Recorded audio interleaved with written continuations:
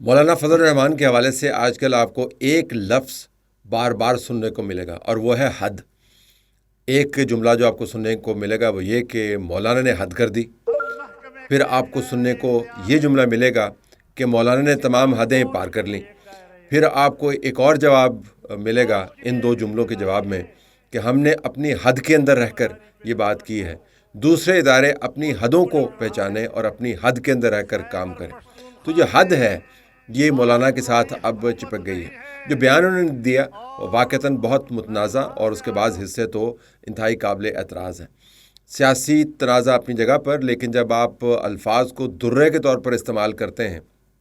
اور اس کے ذریعے ضربہ کاری لگانے کی کوشش کرتے ہیں اور آخر میں زخم کاری لگاتے ہیں، تو پھر وہ زخم رستے رہتے ہیں اور دور دور تک ان کا تعفن پھیل جاتا ہے اگر آپ نے ان زخموں کے اوپر مرہم نہیں رکھا، جو اس کیس کے اندر مولانا رکھنے کو تیار نہیں ہے، کیونکہ ان کے تمام جماعت ان کے ساتھ ہم نوا بن گئی ہے اور ان سے بڑھ کر وہ تمام الفاظ اور جملے دہرا رہی ہے، جس کی وجہ سے مولانا کے ساتھ حد کا لفظ جو ہے وہ جڑ چکا ہے۔ مولانا نے کہا کہ آپ بنیادی طور پر تو اسٹیبلشمنٹ کے ساتھ ان کے تعلقات بتدریج خراب ہوتے ہوئے آپ کو نظر آ رہے ہیں۔ تمام تر سیاسی داؤ پیچ کھیلنے کے باوجود، تمام تر معاملات کو کمروں کے اندر طے کرنے کے باوجود، مولانا کو سیاسی طور پر وہ رستہ نہیں ملا جس کا مولانا کو خیال تھا کہ وہ ان کا حق ہے۔ اس کا آغاز 2024 کے انتخابات سے ہوتا ہے، جب یہ تقریباً مولانا کی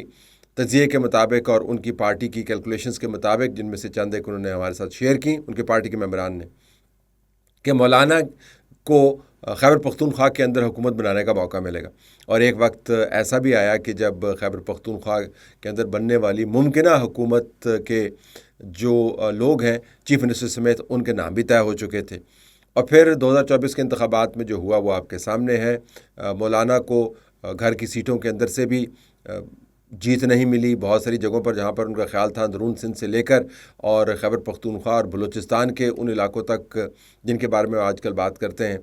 مولانا کی سیٹوں کی لائن لگی ہوگی۔ لائن تو لگ گئی، لیکن وہ آؤٹ ہونے والی لائن تھی۔ تو مولانا اس وقت سے لے کر اب تک شدید قسم کے سیاسی غصے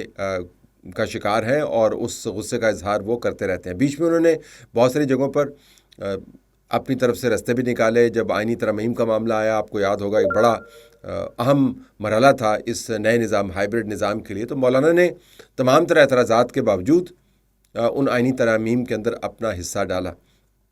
اگر کبھی احتجاج کرتے ہیں تو اسلام آباد کے دروازے پر آ کر رک جاتے ہیں، پھر کسی کے کہنے پر واپس چلے جاتے ہیں۔ جب سپریم کورٹ کے سامنے ان کے لوگ احتجاج کرتے ہیں تو پھر وہ احتجاج رجسٹر کروانے کے بعد واپس چلے جاتے ہیں، دھمکی بہت دیتے ہیں، عمل وہ نہیں کرتے۔ تو مولانا نے اپنے تمام سیاسی داؤ پیچ کھیلے، لیکن ان کو ہیڈ وے نہیں ملا۔ اب جو تجزیہ نگار ہیں ان کا ماننا یہ ہے کہ مولانا بنیادی طور پر سمجھتے ہیں کہ جب وہ غصے سے بولیں گے اور زور سے بولیں گے اور اس نظام کو ٹکر ماریں گے تو پھر مولانا وہ تمام دیواریں گرا پائیں گے جس کے پیچھے طاقت کے چشمے ان کے لیے پھوٹتے ہیں۔ اب ٹکر ماری ہے یا اپنے آپ کو زخمی کیا ہے یہ تو وقت بتائے گا، لیکن جو ان کا انداز تھا اور جو بات چیت انہوں نے کی، اس کے اندر اعتراض کا بارود بھرا ہوا ہے اور وہ بارود اب پھٹ کر ان کی جماعت کے اوپر گر رہا ہے۔ مثلاً میں آپ کو بتاؤں کہ جب آپ تمام بحث کے اندر شہداء کو لے آتے ہیں، اور ان شہداء میں صرف فوج کے شہداء کی بات نہیں کرتا، وہ بھی ہمارے بھائی ہیں اور ان کے جنازے بھی اتنے ہی بھاری ہیں ہمارے کندھوں کے اوپر جتنے پولیس والوں کے ہیں یا لیویز کے ہیں۔ تو وہ تمام لوگ جو شہادتیں چنتے ہیں، ان تمام لوگوں کو اس بحث کے اندر الجھانا میرے خیال میں اس کی کسی قسم کی کوئی گنجائش بنتی نہیں ہے۔ نہ ان کا سیاست سے کچھ لینا دینا ہے، نہ وہ کسی کو طاقت میں لا سکتے ہیں، نہ طاقت سے نکال سکتے ہیں۔ ان کے سامنے دہشت گرد ہے اور ان کے سامنے ایک ڈیوٹی کا پہاڑ ہے جنہوں نے چڑھنا ہے۔ اور اگر یہ کہیں کہ تنخواہ دار شہداء ہیں تو یہ بہت ہی زیادتی کی بات ہوگی۔ شریعہ کے اندر بھی شہداء کا جو درجہ ہے تمام درجات پر بھاری ہے۔ تاریخی طور پر بھی شہداء کے بارے میں جو بات کی جاتی ہے، اسلامی تاریخ کے آپ اوراق پلٹ کے دیکھ لیں تو آپ کو شہداء کا خون جو ہے وہ دوسرے خون سے زیادہ گہرا اور ان کا تاج جو ہے دوسرے تاجوں سے زیادہ سنہرا نظر آتا ہے۔ تو شہداء کو تنخواہ کے ساتھ جوڑنا، نہ جانے مولانا کیا سوچ رہے تھے، انہوں نے یہ جملے ادا کیا اور ان جملوں کے اوپر وہ اب ڈٹ گئے ہیں کہ ان کی پارٹی بار بار یہ کہہ رہی ہے کہ ہم نے بات ٹھیک کی تھی۔ اور دوسری بات پھر کیا، پھر آپ نے جب ریاست کی سرحدوں کی بات کی، جب آپ نے یہ کہنا شروع کر دیا کہ خیبر پختونخوا کے اندر آپ کی رٹ موجود نہیں ہے، بلوچستان میں بلوچ علاقوں میں آپ کی رٹ موجود نہیں ہے، تو پھر آپ بتا ہی رہے ہیں کہ پاکستان اندر سے ٹوٹ پھوٹ کا شکار ہے اور پاکستان کے خلاف جو سازش ہو رہی ہے وہ کامیاب ہو رہی ہے۔ تو جب آپ ایک پبلک پلیٹ فارم کے اوپر بیٹھ کر، یہ بند کمرے کے اندر بات نہیں ہوئی، ایسی بات کرتے تو اپنا پیغام اپنے مدارس کے اندر بھجواتے ہیں، اپنا پیغام آپ گلی محلے کے اندر بھجواتے ہیں، اپنے پیغام کو آپ سرحد کے پار ان حلقوں تک پہنچاتے ہیں جن حلقوں کا ماننا یہ ہے کہ ہم نے پاکستان کے ساتھ یہی کرنا ہے کہ اندرونی طور پر ہم خلفشار پھیلائیں اور لوگوں کو بتائیں کہ کیسے آپ کی ریاست کی ریٹ جو ہے وہ شرنک کر رہی۔ اور پھر جب آپ موک کرتے ہیں، یعنی آپ تمسخرانہ انداز اپناتے ہیں، تو پھر اعتراض کرنے والے جو ہیں وہ صرف غصے میں نہیں آئیں گے، ان کا رد عمل صرف غصے کی صورت میں نہیں آئے گا، وہ طویل المدت پالیسی آپ کے لیے مرتب کریں گے۔ یہ اس کی امپلیکیشنز کے اوپر میں بعد میں آتا ہوں۔ تو تمسخرانہ انداز کیا ہے؟ پھر آپ یہ کہتے ہیں کہ آپ نے اگر الیکشن لڑنا ہے، سیاست میں آنے کا شوق ہے، تو الیکشن لڑ کے رہیں اور آپ کو پتہ چل جائے گا کہ آپ کی اوقات کیا ہے۔ اوقات کا لفظ انہوں نے استعمال نہیں کیا، لیکن میں پیرافریز کر رہا ہوں۔ پھر آپ یہ بھی کہتے ہیں کہ آپ ڈرائنگ رومز کے اندر بیٹھ کر اور بڑے بڑے ٹھنڈے کمروں کے اندر بیٹھ کر ٹانگ پر ٹانگ رکھ کر فیصلے کرتے ہیں اور آپ کو کچھ پتہ نہیں کہ دنیا کے اندر کیا ہو رہا ہے۔ تو آپ ایک ایسا تصور بنا رہے ہیں اس نظام کے چلانے والوں کے بارے میں کہ ایک تو ان کے ہاتھ سے گیم کھسک رہی ہے۔ اگر خیبر پختونخوا کے اندر رٹ نہیں ہے، بلوچستان کے اندر بلوچ علاقوں کے اندر رٹ نہیں ہے، دہشت گرد دندناتے پھر رہے ہیں اور ان کو علم نہیں ہے کہ پاکستان کے اندر کیا ہو رہا ہے، اور وہ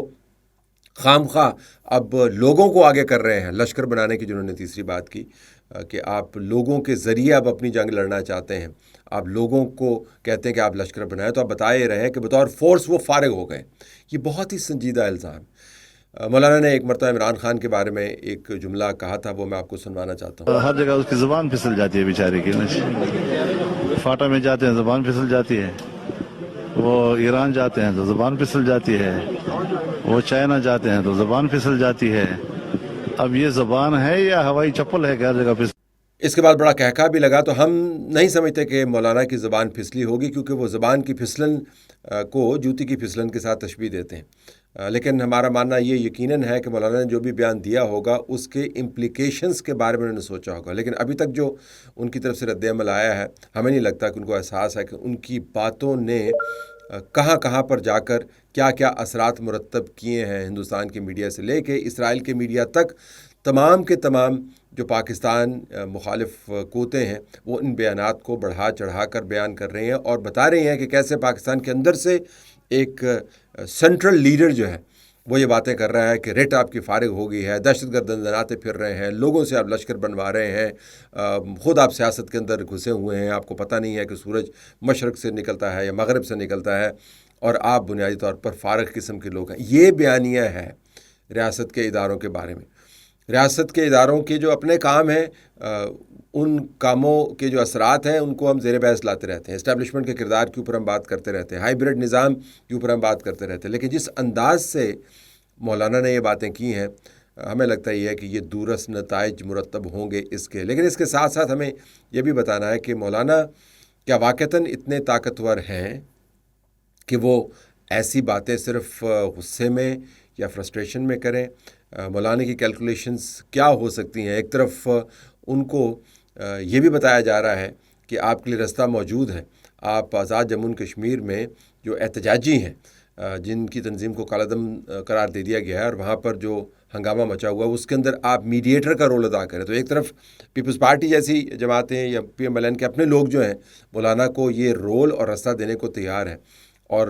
ایک طرف یہ بھی حالیہ تاریخ ہے کہ جب آئین میں ترمیم کروانی ہوتی ہے تو وزیر اعظم خود چل کر مولانا کے گھر پہ جاتا ہے۔ تو ایک طرف سے رستے بھی فراہم کرتے ہیں، پھر طاقت بھی نہیں دیتے ہیں، پھر غصے والے جب وہ باتیں کرتے ہیں تو اعتراض بھی کرتے ہیں۔ تو دوسری سائڈ جو ہے